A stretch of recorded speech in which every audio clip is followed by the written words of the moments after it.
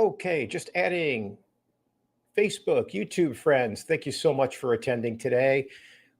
We are going to be going over our credit boosting webinar, how to get your credit scores up 60 points in 60 days. I do this as a follow-up for my typical webinar, how to purchase with very little money out of pocket using down payment assistance programs and grants. So today, the follow-up credit building webinar, we're going to give you the best tools and practices to get a quick spike in your score, teach you how to understand how the mortgage world how the credit world applies in the mortgage industry, and what levers you have to pull and buttons to push to get a quick spike in your credit score. So these are usually lighter audiences. So I apologize, I'm flying solo today, so I won't be able to answer as questions on Facebook and YouTube till we circle back towards the end. So please be patient, type your questions in the chat box, and I'll get back to you towards the end. So right now, it looks like we've got just a few people on with regards to the Zoom meeting.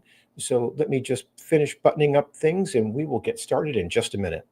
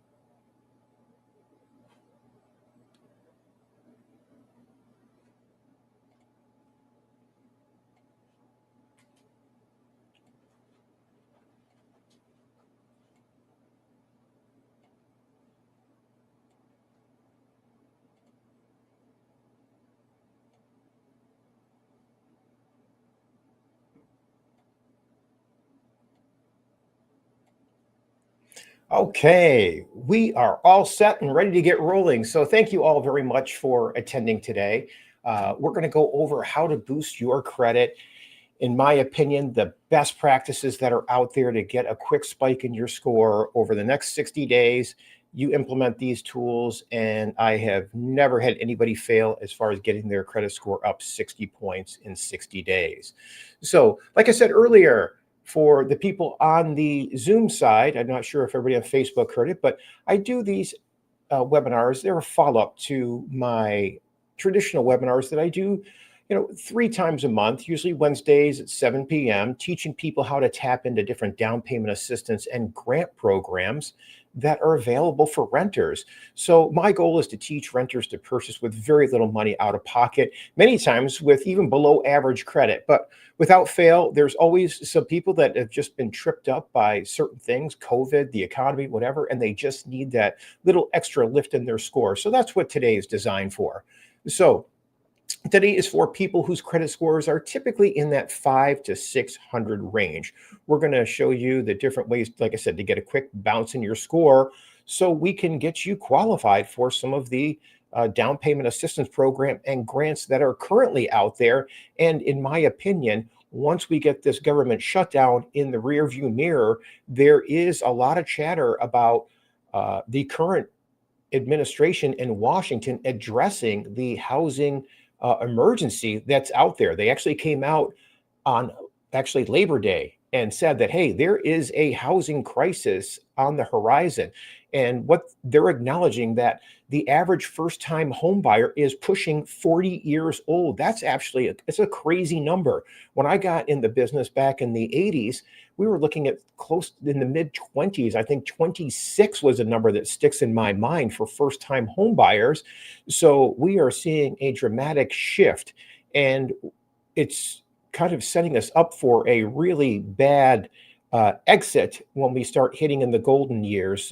As people start thinking about retirement, pushing that over, you're losing a whole generation of appreciation that adds to that wealth category. So I find the quicker we can get those, the younger people dialed into home ownership and the opportunities that are there, especially now with some of the down payment assistance programs and grants. I mean, I hate to say it, these programs have been around since the 80s, but they were never advertised. I mean, there's a lot more available with regards to grants and down payment assistance, but I find that a lot of lenders don't really promote them nearly as much as they should. I find that they tend to promote when their numbers don't hit with regards to what they have to do for the Community Reinvestment Act. So different conversation, but just the same, I feel that if they are actually addressing things in Washington and they do actually issue an executive order, which is what U.S. Secretary Bessent was leading everybody to believe back in September, that we could see a significant amount of money roll into this down payment assistance area. Heck, right now we've got one program in southeastern Michigan that's offering $75,000 for first-time home buyers in a shared equity program. Just a great tool, just a tremendous amount of money, more than I've ever seen in southeastern Michigan. But if you're interested in any of those programs, please reach out to me directly. Always happy to get you a link to my webinars. You can pick them up on YouTube. Go to the live event area. You'll see all my previous recordings. And same for Facebook. You'll find the recordings out there as well. So, like I said, who is today for? Today is designed for people whose credit scores are in that 500 to 600 range. Or if you have no credit scores. If you have no credit scores, there are ways to get deals done. No credit doesn't mean bad credit. Okay, it just means that we have to go through a couple of hurdles through possibly creating alternative trade lines and things like that, which I'm going to go over shortly. We're also going to teach people, hey, how do you deal with recent bankruptcies, repossessions, collections? Not exactly what most people think. So there's some tricks that people get tripped up on with dealing with collections. So if you have any collection accounts, please hang on. I'm going to go over those in detail as well. And just anyone that wants to understand how the mortgage industry treats credit and what they look at, because the credit scores in the mortgage world are a little bit different than some of the free algorithms that are associated with, say, Credit Karma or Experian or Credit Sesame or places like that. So now, with that being said, so why do I do this? Well, right now, I find that the rental market, at least where I'm located in southeastern Michigan, is really in rough shape. And what you get for your money is very, very disheartening. And when I look at the trends across the country, I'm finding there is a lot of similarities everywhere. So I see a lot of landlords that probably got into the landlord business with the best of intentions. And then, unfortunately, I see landlords over time not paying as much detail to the repairs. And as a result, I find some landlords just don't even realize it. They turn into slumlords. So that being said, I find some very, very poor rental conditions right now. And what people are paying for it is absolutely criminal in my mind. I also find that there's a lot of misinformation out there with regards to how to fix your credit. Okay. There are a lot of companies out there that are all about just prying into your pocketbooks to grab as much money as they can to put you on more of a set it and forget it type of credit repair model.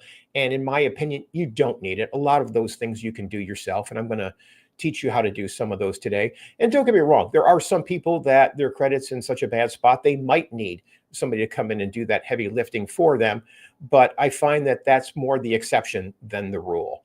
So, and a lot of people I feel like are overpaying for that credit repair as a result. So, and I'll go over that in a little bit more detail in a few minutes. So my goals for you today are to teach you how to get your credit score up 60 points in 60 days.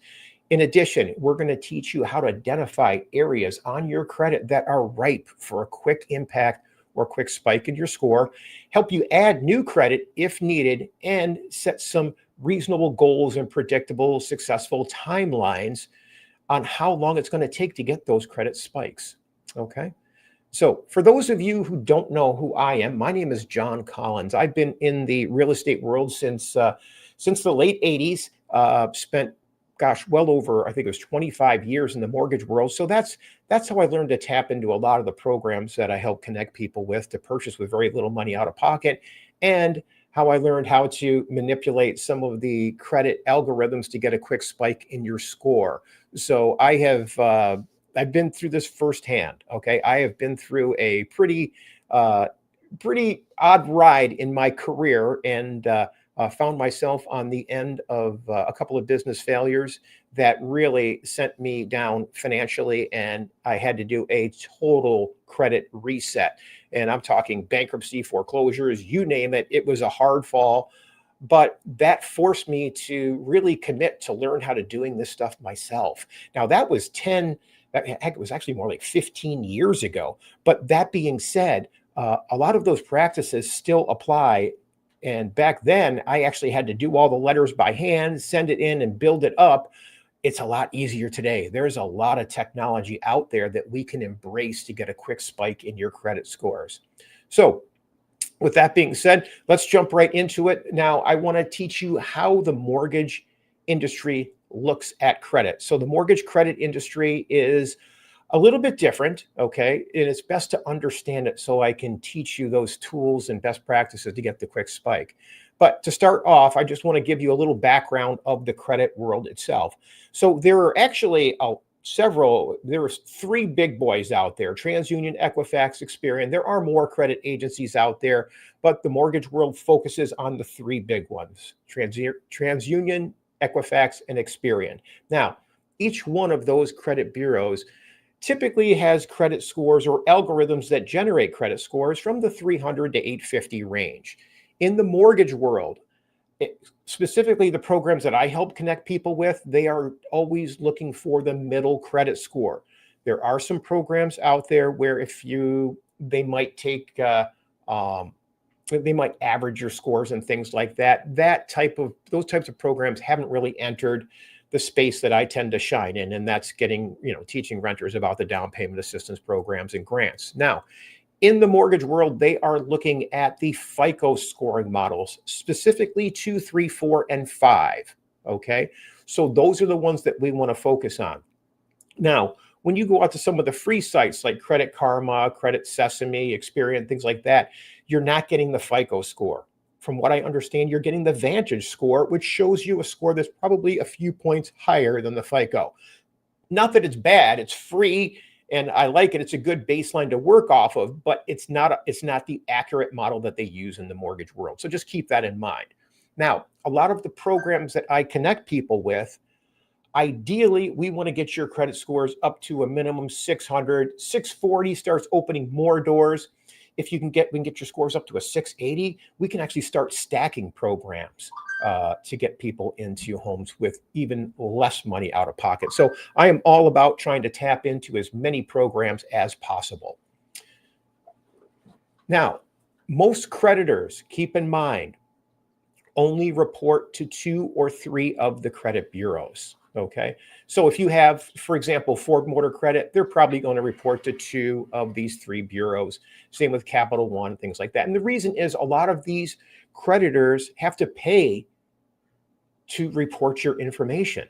So keep in mind, those creditors are actually who butters these credit agencies' bread. So keep in mind, they are not your friends, but there are tools and ways to keep them in check based on the Fair Credit Reporting Act. Okay, so today we're going to teach you how to get a quick spike and find opportunities on your middle and highest credit score. Okay, so it really doesn't matter what your lowest credit score is in my eyes. So if you have a 500 credit score, a 600 and a 650, 600 is going to be that middle score. Okay, so ideally we want to see what your middle FICO score is for each one of the credit bureaus. Okay, we want to get all 3 credit scores based on the FICO 2, 3, 4, 5 model and pick that middle score. If that middle score is above 600, or we want to work on the middle and the high one. We don't really care about the lowest one. Like I said, they're not averaging them. Okay. Now, with that being said, what goes into a credit score? Well, 35% of what goes into your credit score is actually your credit payment history.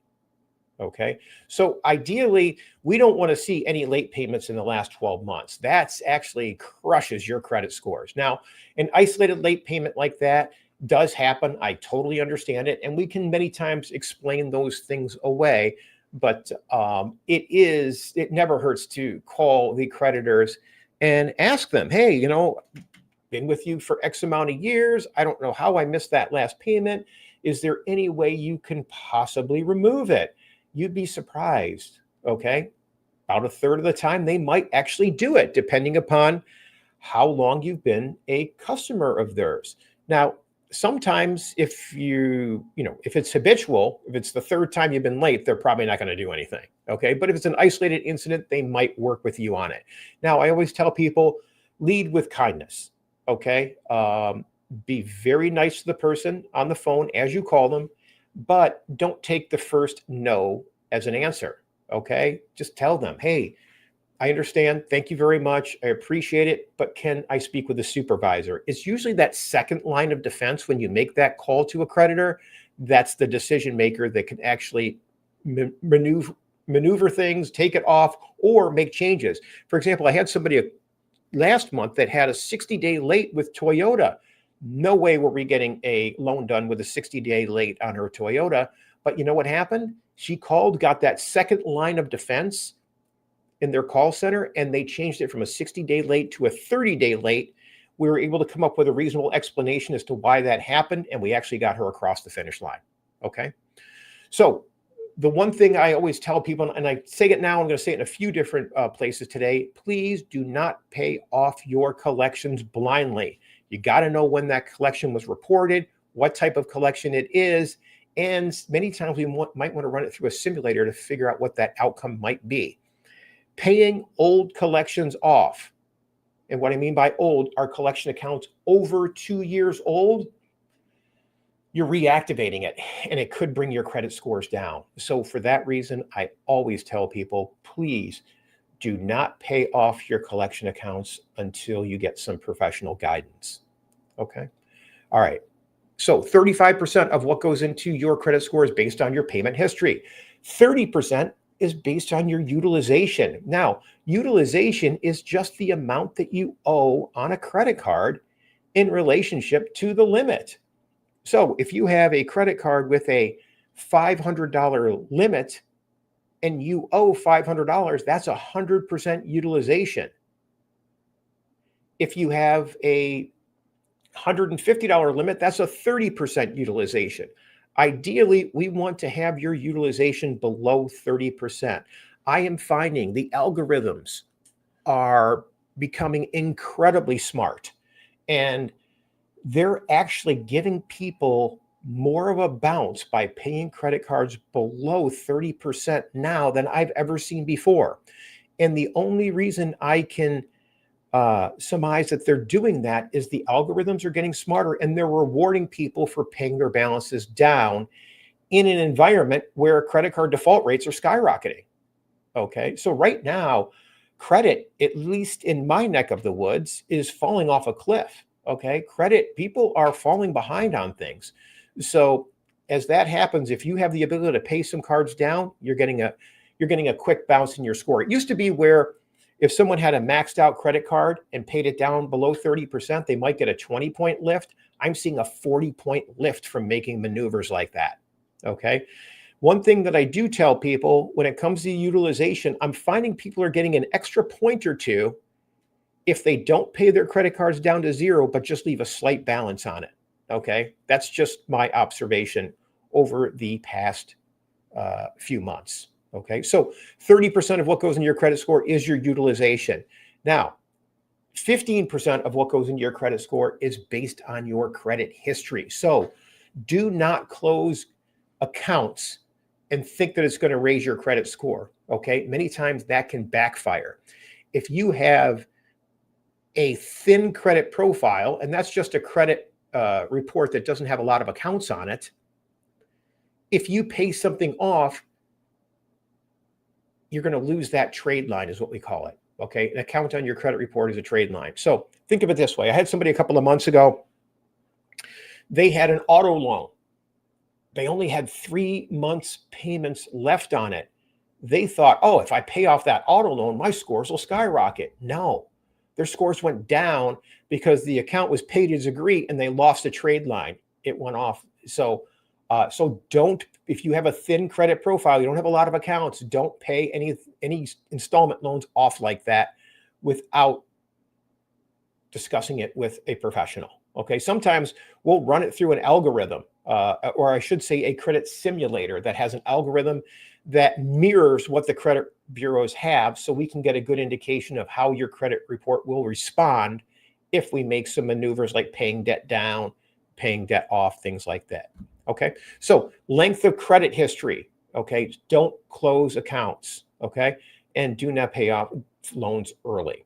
So 15% of what goes into your credit score is based on the amount of accounts that you have out there over the course of time. There's also, you can get a 10% bounce in your score based on the types of credit. So, and that's just called credit diversity. So sometimes I'll ask you if you have an auto loan, a couple of credit cards, maybe a personal loan, that's a good balance of credit. It's diverse. Okay. So sometimes if you have 10 credit cards, not always such a good thing. Okay. But that diversity can help you. So, and then frequency of new credit is just, if you go out and apply for a bunch of credit at once, it could, it just looks like it's desperation. And sometimes that frequency can change your credit scores dramatically as well too. Now, how do we handle some of the big things? These are always the big things that tend to trip people up: student loans, repossessions, bankruptcies, and collection accounts. Well, student loans are a big topic right now. They are coming out of forbearance. And if you're not making payments, they're putting you right into default. Okay. So there's 4 different types of statuses with student loans. Deferred means that you're still in school. Forbearance means that you just don't have to make any payments and they're just kind of sitting there on a shelf. Default means that you're obligated to make payments and not making them. And there's also income-based repayment plans, which just says, hey, you're making payment plans based on where your income is. Now, deferred, if you're in school, great, totally get that. But as far as tapping into some of the down payment assistance programs and grants that I help connect people with, deferred doesn't usually work. So we may have to pull it out of deferment and establish some repayment plans. Now, if you are establishing repayment plans, income-based repayment plans are good, but a lot of times they want to give you zero. In other words, no payment because your income's so low. Zero doesn't usually work for most people. So I always tell people, please try to get some type of dollar amount on it. And usually, sometimes the servicing companies will say, sorry, your income's low enough. We can only do a zero income payment replan. And my response would always be, you know what, I appreciate that, but I'm tired of watching the interest on my student loans increase my balance. As a result, I want to make at least a $10 payment a month. Can you please sign me up for a payment plan of $10, $20 a month? And the reason we want to do that is now we can take that $10 to $20 a month and use that little amount to qualify you with when you're getting financing for one of the down payment assistance or grant programs. Okay. If you use your income based and it's a zero, they're going to hit you for a 0.5% of whatever the balance is. So if you owe, say, $50,000, that's a $250 payment counted in your future debt to income ratios for a house versus $10 to $20. That's why I always say don't take zero. Okay. Now, if your student loans are in forbearance, and I'm not seeing too many people that are with the current administration in Washington, they kind of kicked everybody out of forbearance and you're forced to make payments. Okay. If you're not making payments, okay, forbearance, just like I said, it's just hanging out there on a shelf. So we want to make sure that you get that out of forbearance and get some type of payments going. If your payments are in default, that means that they may have pushed you out of forbearance and you did not make a payment arrangement with them. So they have been placing people in default. Now, default isn't the end of the world. What we can do with a default is you can actually contact your servicer and say, hey, didn't realize my student loans are in default. I want to make a payment plan. And I want to get on the 90-day reset program, or what they might call refresh program. And what that is, if you make your payments, if you come out of default and make your payments on time for 90 days, they'll flip it from showing being on default in your credit report to paid as agreed. Now, that program can get a huge swing on your credit. So for example, I had someone that had a 550 credit score, student loans were in default. Once they made their third payment after 90 days, the servicing company flips it from default to paid as agreed. Their score went from 550 to 650 because now a negative, basically the equivalent of a collection, showed up as paid as agreed and good payment history. They wipe out the negativity on it. So great way to flip things around. It does take about 90 days to do that though. So that's how I recommend to handle student loans right now. Repossessions, I'm seeing more repossessions than I ever have before. People co-signing for family members is becoming a big issue. I get it. I always tell people, try not to co-sign for people if you can. I've helped family members out that way. Heck, I've had family members help me out when I needed it that way. So I get it. You know, I'm all about family and helping people as much as we possibly can. But you also have to understand that when you sign that repossession, if they don't make the payments, it's going to follow you. Okay. Now, depending upon who the creditor is, changes the conversation dramatically. Okay. So I always tell people, schedule a call with me. In fact, let me put my access to my calendar in the chat box right now. Okay, here it is. No down payment required /book. This is a link that goes directly to my calendar. Let me put that out on the Facebook and YouTube live stream. There we go. Links to my calendar. Schedule a call with me. Always happy to learn your situation and coach you from a credit repair side as much as I possibly can. Okay, with the repossessions, if the balance is low enough, then it might be worthwhile just giving them a call, see if you can reestablish payments. Now, sometimes I get it. If you co-sign for someone, you may not be in tune with paying off a debt for a car that you never saw or had the pleasure of using. Or sometimes I have people that buy cars at certain B-lot auto dealers where they drive off and next thing you know, the engine fails and there's no help there. So I get it. It's kind of a bad taste paying for something that you may not still have. But I always tell people, reestablish those payments. Let me get you into some of these down payment assistance programs or grants, and what you do after we get you in from a mortgage from a payment standpoint, that's up to you, whether you continue to make the payments. No judgment there. My goal is just to get you into a home. So if this balance is low enough and you have the ability, pay off the repossession. Okay. Lately, I've had a few people that have been approved for loans with repossessions not being paid on their credit, but those repossessions were over a couple of years old and it was an isolated incident. You could see, obviously, they had good credit. There was a repossession. They co-signed for a family member. And oddly enough, the lender did not require them to do anything. So I don't want to say that that's a trend, but I've had a couple of wins that way over the past couple of months. So with regards to bankruptcy, there are two types of bankruptcies, and they're both treated just a little bit differently. There's a Chapter 7 where you actually wipe the slate clean. Okay, that's where you go into bankruptcy court. They get rid of all your debts with exception to maybe some of the installment loans that are secured. But if you ever have the option between the two, Chapter 7 is the easiest way to go. I'm don't feel like you need to repay your debt. Treat your personal credit like a business. So if you are in that hard of a financial position, try to wipe the slate clean if you possibly can. It's the easiest path. Now, after you do a Chapter 7, that's where they wipe the slate clean. Chapter 13 is where they take all of your debts, put them together, negotiate the balances down, and you repay it over time, over 5, 6, 7 years, depending upon what the bankruptcy trustee and you and the bankruptcy court work out. So, Chapter 7, after you do that, 2 years after it's discharged, we can get you into a house with some of the down payment assistance programs and grants. The key is we need to rebuild credit right away. So after your bankruptcy is discharged, it's actually quite easy to start rebuilding credit. Pick up 1, maybe 2 credit cards. Pick up a secured loan. I'm going to talk about those later.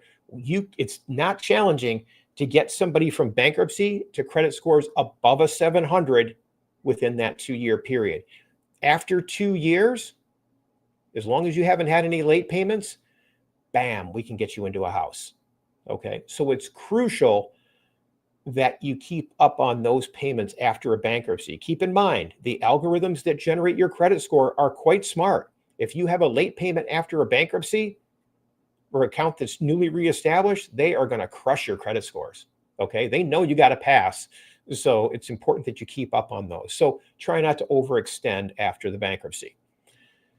Chapter 13, a little bit different. After you've made, so in Chapter 13, remember, you're going to take the debts, put them together, negotiate them down, and you're going to repay them over a 5, 6, 7-year period. After you've made payments for 1 full year to a Chapter 13 trustee, we can get you approved for financing. Okay, we just have to include that Chapter 13 debt into your debt to income ratios. Okay, we do need to get your trustee's approval. I've always been successful getting a trustee's approval. One time I had someone push back with regards to a trustee push back as far as not approving someone. And then the person's attorney just said it didn't make any sense and basically filed a motion to go in front of the bankruptcy court to challenge the trustee. And then the trustee just backed right down. In his case, he was actually wanted to buy a house in Waterford, Michigan, and his kids went to Waterford schools. Well, what he was being forced to pay for rents in Waterford were significantly higher than what it would cost him for a mortgage in a nicer house than what he was renting. So once that was all laid out, the trustee finally saw the light when the motion was filed and backed down. So now the downside with a Chapter 13 is, as much as we can get you financed after you've made payments for 1 year to the trustee, currently, after you paid a Chapter 13 off and it's discharged, we got to wait 2 years. That rule doesn't make any sense, and they've been talking about changing it for quite some time, but I haven't heard any official changes on that yet. Okay, so that's how we handle bankruptcies. Now, with regards to collection accounts, and please listen up here because this is where a lot of people get tripped up. And if you have a collection on your account, your credit report, let's say that collection's, say it's $50. Say you did not return a remote control to a cable company from the last house you lived at, and next thing you know, you got a $50 collection showing up on your credit report. That stuff happens. I find that the equipment with some of these cable companies are ridiculous with regards to how they hit people. And I know, what, most of the time, by the time you turn it in, I think the equipment is useless. I think they throw it out anyway. So that's my personal opinion. But anyways, if you have an old collection, if it's over 2 years old, leave it alone. Don't touch it, especially if it's under $500. Now, if it's over 500, we might want to talk about it. Chances are we're still going to leave it alone. If it's over 2,000, we might need to address it some way, but I'd say still leave it alone until we get your mortgage approval. Now, reason I say that is if you pay an old collection account, say it's 3 years old, old cable bill, $50, like I said, and you pay it off today, what's going to happen is next month, it's going to show up say December 2025, it's going to show up, hey, $50 collection was paid. It's going to take your credit scores down because you've reactivated it. Okay. So let those sleeping dogs lie. Don't deal with recent old collection accounts unless you talk to me on them first. Okay. Now, if the collection accounts are less than 2 years old, it's a case-by-case basis. Medical collections below $500, they don't affect your credit scores anymore, and you're never asked to pay them off. Okay. Leave them alone. If they're over 500, case-by-case basis. If the collection accounts are 1 to 2 years old, many times we might want to run those through a simulator to see what's going to happen if you pay them off. Many times that simulator is going to say, you know what? Let's just leave it alone and see what the underwriter or approval algorithms say. Sometimes they may not ask us to pay those off, but if they do, we want to do it after we get your credit score up where we need it to be to get you approved. So my goal, get your credit score up where we need it to be to get you approved for the down payment assistance programs and grants. Then if the lender comes back and says, oh, we'll approve it for the grant because your credit score is there, but we need you to pay this collection off, we'll do it. Knowing that if you pay it off and your credit score goes down, it doesn't matter because we've already got you locked in and approved for the loan. Make sense? I hope so. Good. With regards to collections less than a year old, that's a different conversation. If it's less than 6 months old, a lot of times by paying those off, we can get your credit scores up. Maybe not up to where they were before those collections were filed, but we can retrace that score a little bit, maybe 50%.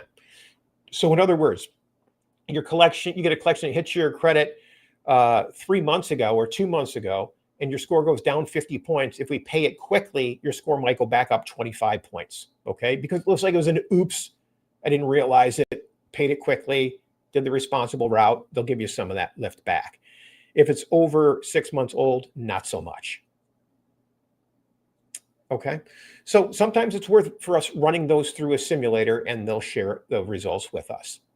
So that's how we handle collections, bankruptcies, repossessions, and student loans.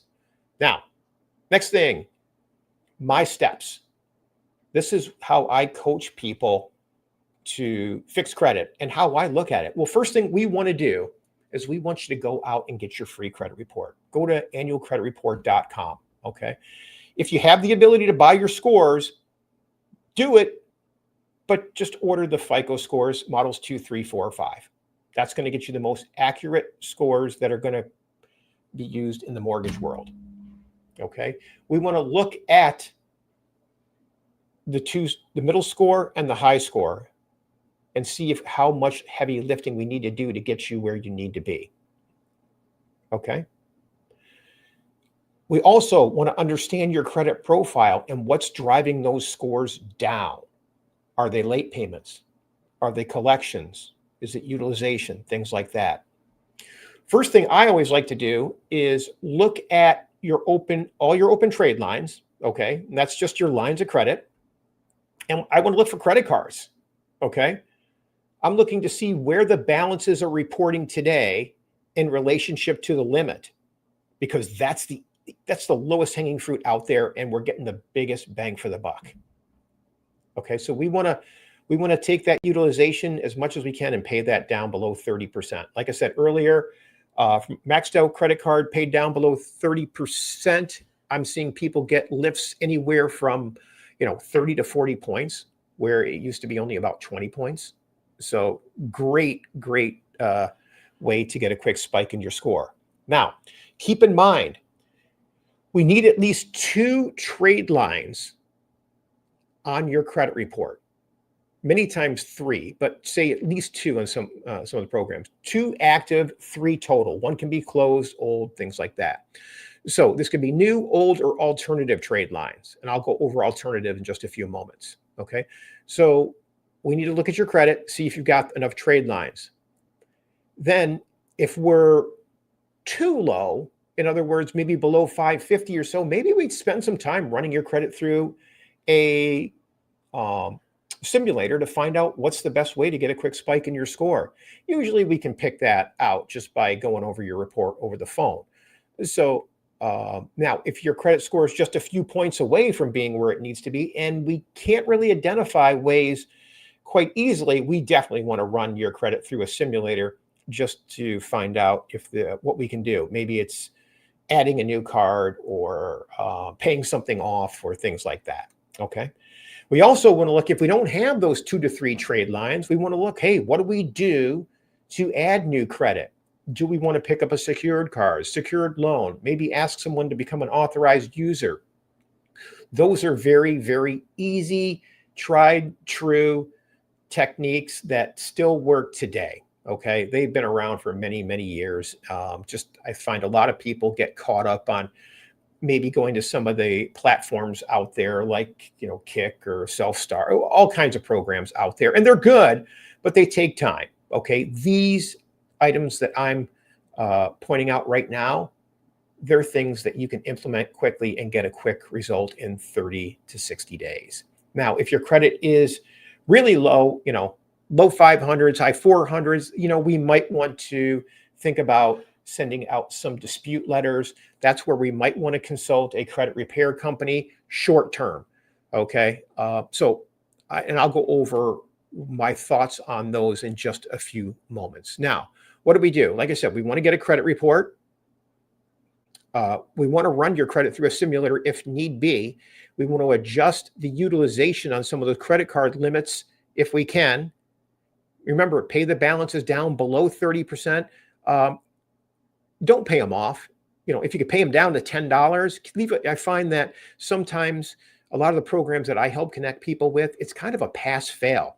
If the program says the minimum credit score is 600, that's it. If you come in at a 599, you don't get it. And that does happen. Okay. More than I care to admit. It happens to me at least once or twice a month with people. And we get around it, of course.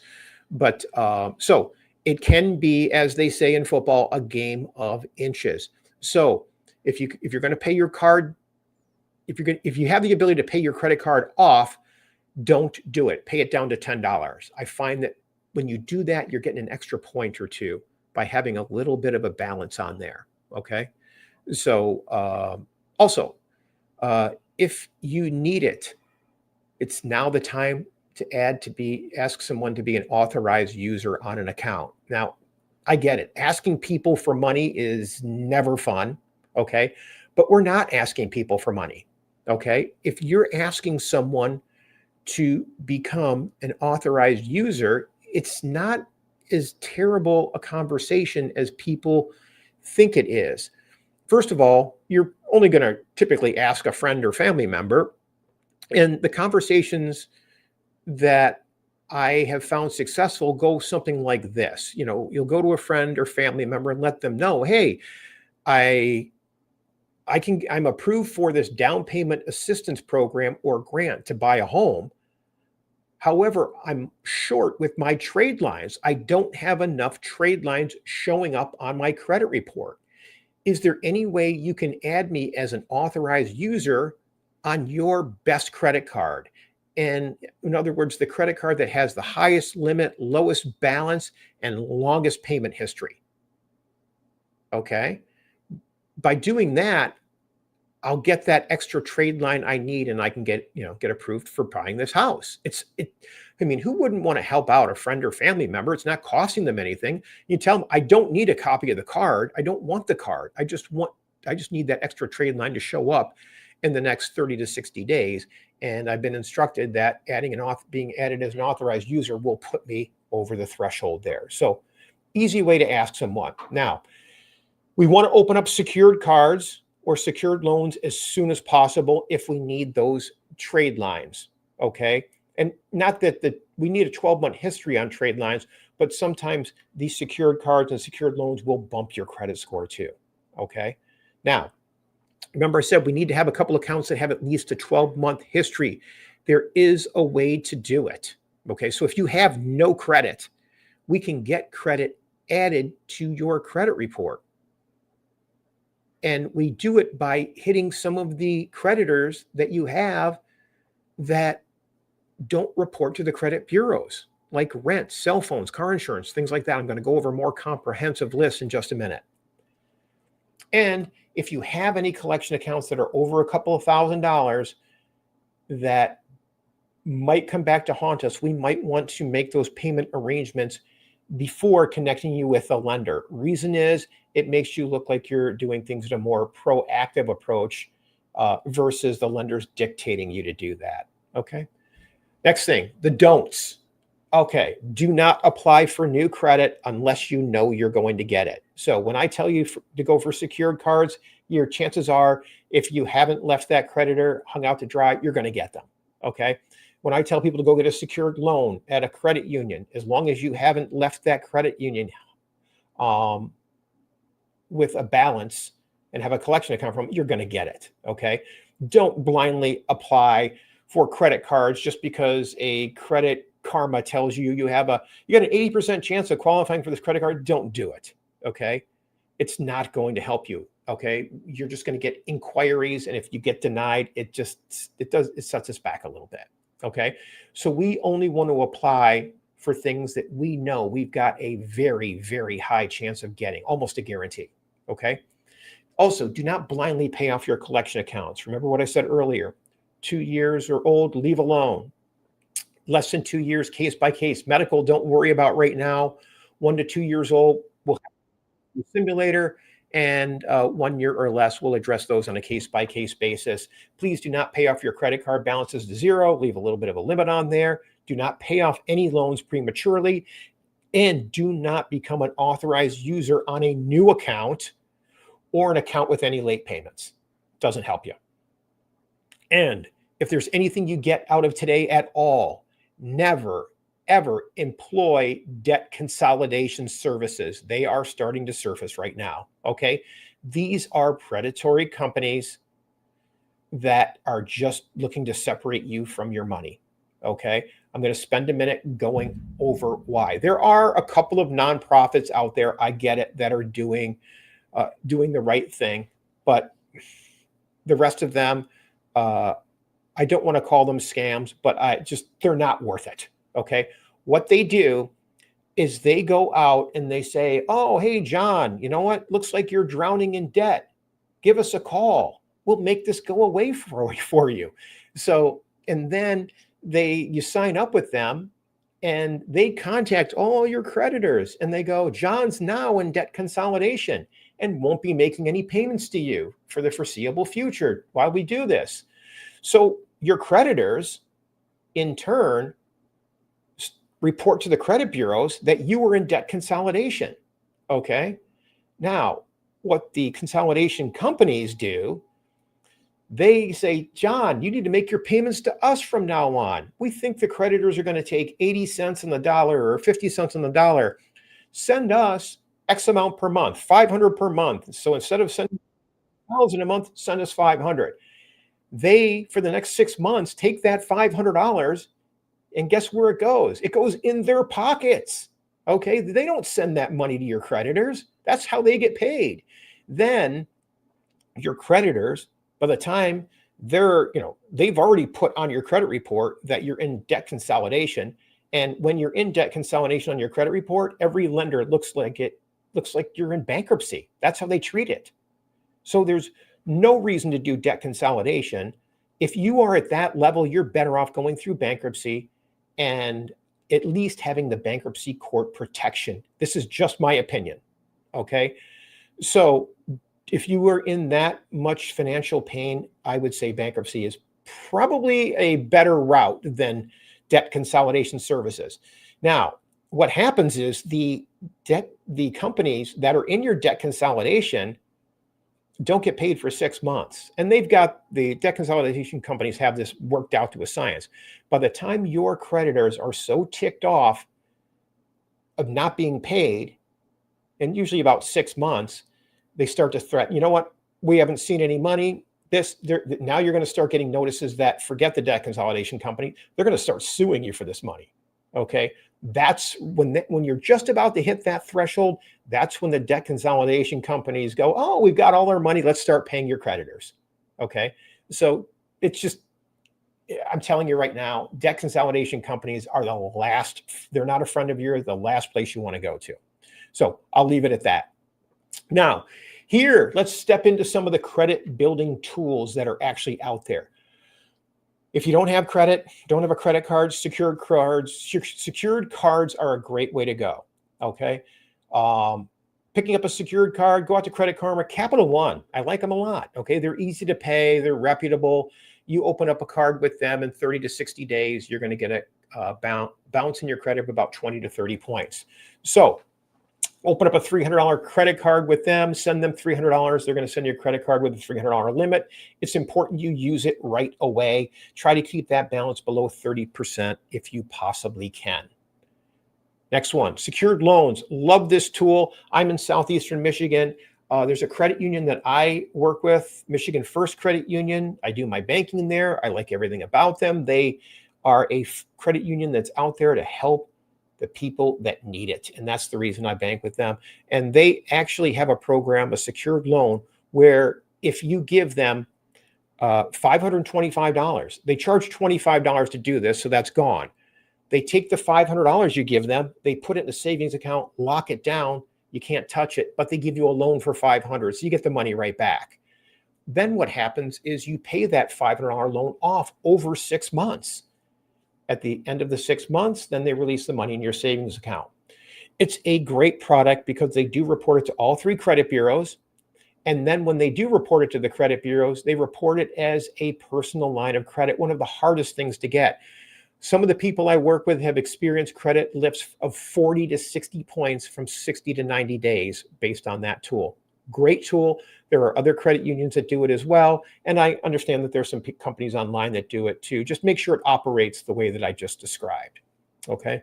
So love that. So just between opening up a secured card and the secured loan, I mean, you could get a 60 to 80 point bounce just out of those 2 maneuvers. Now, authorized users works 90% of the time. Okay. Just make sure you're being added to an account that's seasoned, and an old account has a low balance and good payment history.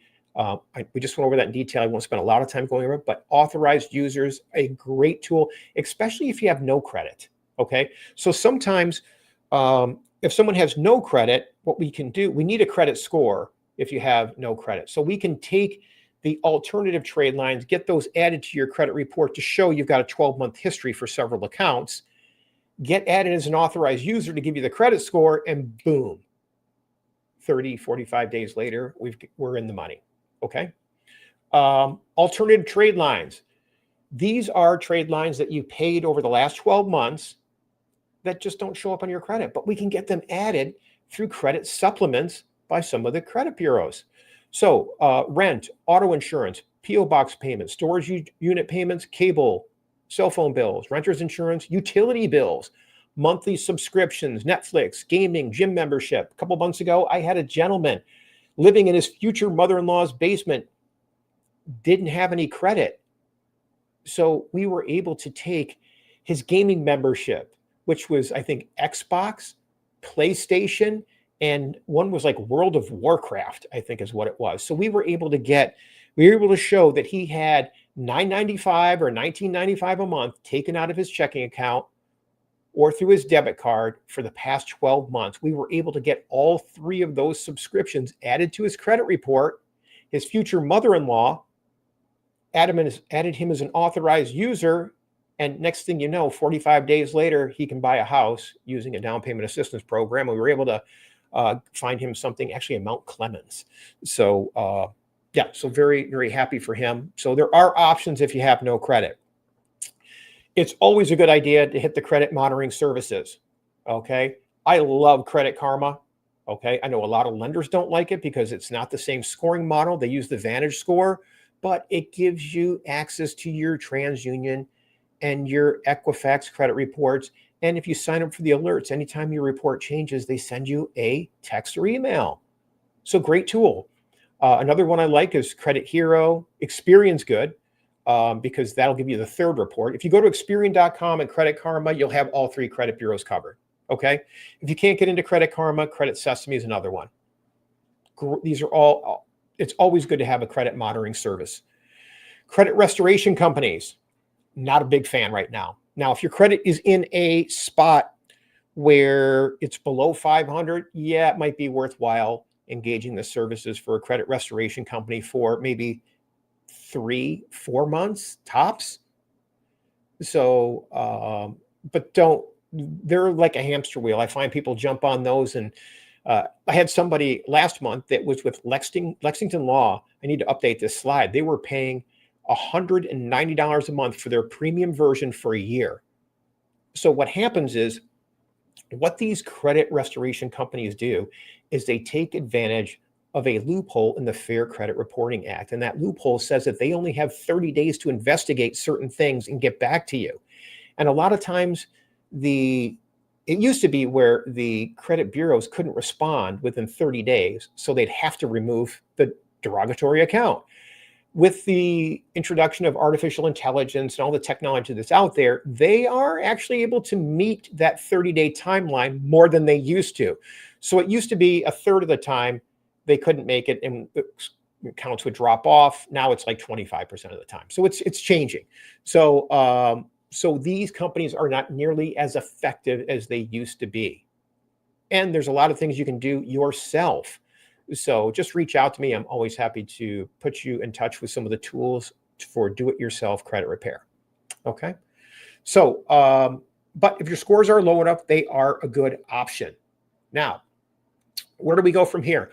I always tell people, schedule a call with me. The first step should always be, let's get a handle on your credit. Okay. Now, typically 15, 20-minute phone call.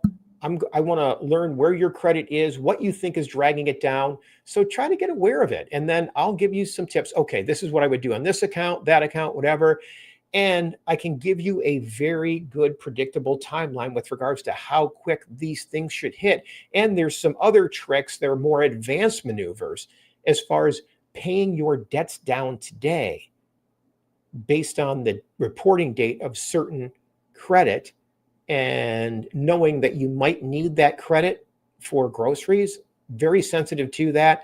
So I encourage people either way, schedule a call with me and I can walk you through it, whether it's 2 weeks, 2 months, or 2 years. We got to start sometime. And I would rather kind of try to help and point you in the right direction versus just blindly going up and signing up for some of these companies that work on getting your scores up. I find that, some of them do a okay job. So I'm not going to say that they don't.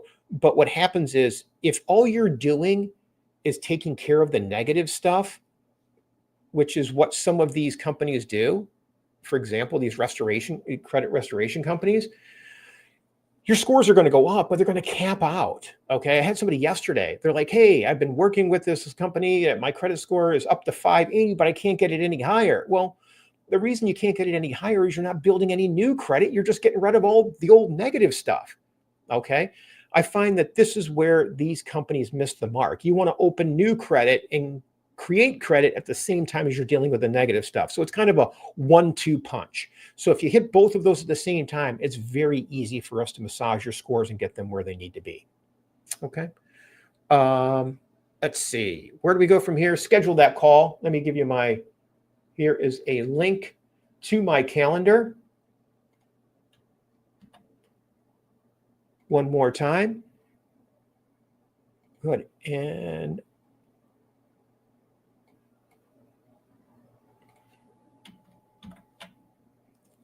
all right. So always tell people, schedule a call. Best way to start. It's never too soon, regardless of where your credit score is. We can generate a path. Whether that path, like I said, is 2 weeks, 2 months, 2 years, doesn't matter to me. I've been doing these webinars for people for probably 4 years now. So I've got a lot of life left in me. So I plan on doing this for at least the next 10 years. So it's not uncommon for me to have conversations with people or work on their credit got a couple of people I've been working on it a couple of years. And the only reason is that life gets in the way of our plans. I don't know what your life is like, but life gets in the way of my plans, and there are setbacks. Okay. I've had people that have worked on their credit, get it up to a certain threshold, and then lose a job, and bam, if it's a difference between putting groceries on the table and paying a credit card bill, I get it. So tough decisions to make. I've been there. But what we have to do is at least keep trying to push forward as much as we possibly can. And I find that as long as you align yourself with people that are working in your best interest, eventually we'll get there. It may not be on my time, it's always on his time, but that's just the way life is. So anyways, I hope everyone got some value out of this. It is pushing the 11 o'clock hour, and I apologize. I don't have time for a lot of Q&A today, but what we can do is, let me put my phone number in here. It's 248-252-7283. And let me do that over on Facebook and YouTube, 248-252-7283. So I hope you got some value out of today, and that you pick up the phone and give me a call. I will actually this afternoon, I've got quite a few appointments this afternoon, but shoot me a text. As soon as I've got some free time, I'm always happy to reach out to people, or schedule a call on my calendar, and I'll reach out to you as soon as we can. And if you have any friends or family members that are looking to make a move, I hope you keep me in mind. Let me get you a link to my webinars, how to purchase with very little money out of pocket. And here we go. This is the link to register for my webinar. No down payment required.org. So on this webinar, I teach people how to tap into all of the down payment assistance programs and grants that are out there. Now, if you happen to live or are looking to live in the Detroit metropolitan area, specifically Detroit, I still have a couple of slots available, oddly enough, for a program that's called the Harris Tobias program, offering $75,000. So it's been around for over a month now. I can't believe it hasn't filled up yet. So please reach out to me if you are looking to purchase in the city.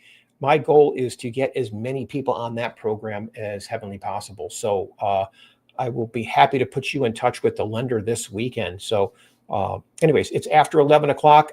I've got to push on with the rest of my day. I hope you have a wonderful day. I thank you very much for carving out the time to watch. And who knows, if you pick this up on Facebook or YouTube, please go into the comments area, reach out to me. You'll see all of my contact information. Love connecting people with these different down payment assistance programs and grants. So hope our paths cross again soon. Thank you very much, and have a wonderful weekend. Goodbye.